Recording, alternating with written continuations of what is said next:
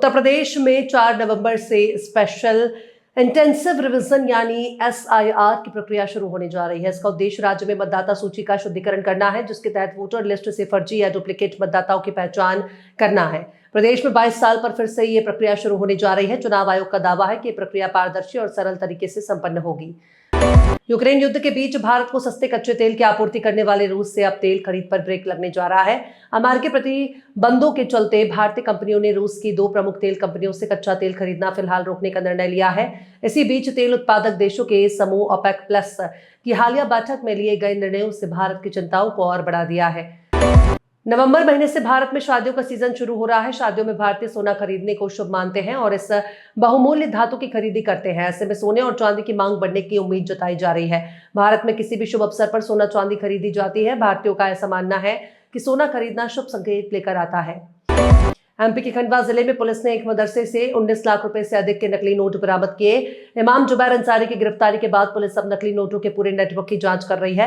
ये कार्रवाई जावर थाना क्षेत्र के ग्राम पैठिया में सोशल मीडिया पर वायरल एक वीडियो के आधार पर की गई। पुलिस ने इमाम जुबैर अंसारी को गिरफ्तार कर उसके कमरे से नकली नोट बंडल जब्त किए हैं। ये मामला नकली नोटों के नेटवर्क से जुड़ा होने की आशंका के चलते गंभीर माना जा रहा है।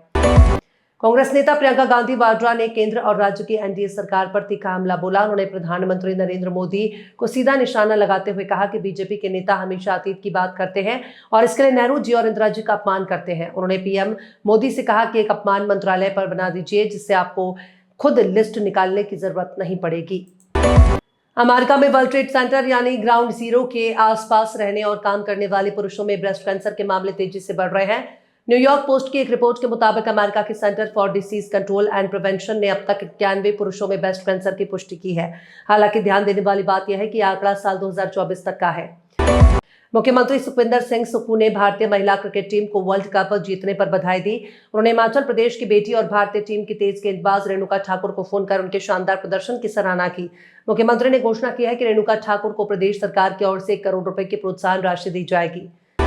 बिहार विधानसभा चुनाव के माहौल में RJD नेता और राज्यसभा सांसद मीसा भारती ने प्रधानमंत्री नरेंद्र मोदी और बीजेपी पर तीखा हमला बोला। उन्होंने कहा कि प्रधानमंत्री मोदी बिहार के युवाओं के मुद्दों से भटकाने की कोशिश कर रहे हैं।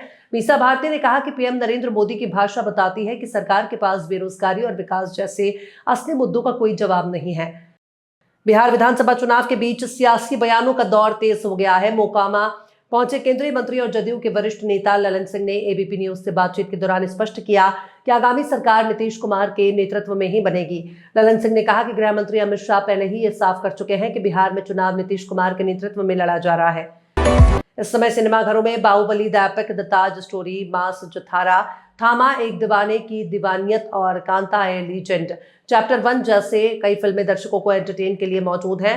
जहां बाहुबली द एपिक ने आते ही बॉक्स ऑफिस पर सबके छक्के छुड़ा दिए, तो वहीं धामा की हालत अब खराब नजर आ रही है।